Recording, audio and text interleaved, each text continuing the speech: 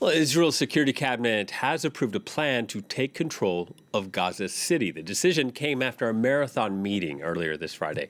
And it also followed Prime Minister Benjamin Netanyahu, who said that he intended to take over all of the Gaza Strip and eventually hand it over to friendly Arab forces opposed to Hamas.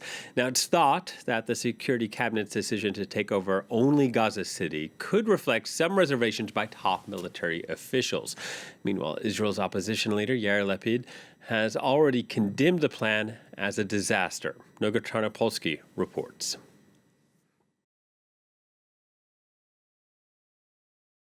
It's very interesting to try and parse this announcement. For one, we discovered that the Prime Minister did not have an absolute majority, didn't have unanimity among his ministers.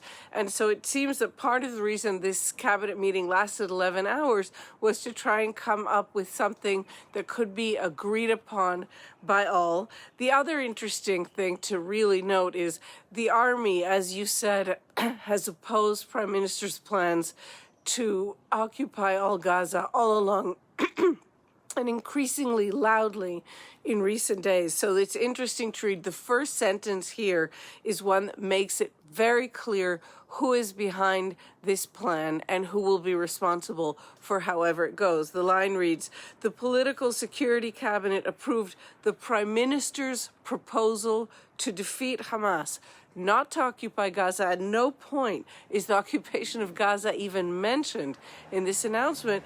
What is mentioned is a much smaller, very dangerous, but much smaller plan to take control of Gaza City. And that's it. And it does acknowledge that it will do so while providing humanitarian aid to the civilian population outside combat zones. So this is a cleverly parsed announcement that seems to protect Netanyahu from foreign accusations that he's starving Gaza, and that is far short of any sort of plan to occupy all of Gaza, but is very, very scant on detail. And the main point I will take away from this, and what I expect to be the main point of debate, is the name of what this announcement is. Again, the Prime Minister's proposal to defeat Hamas.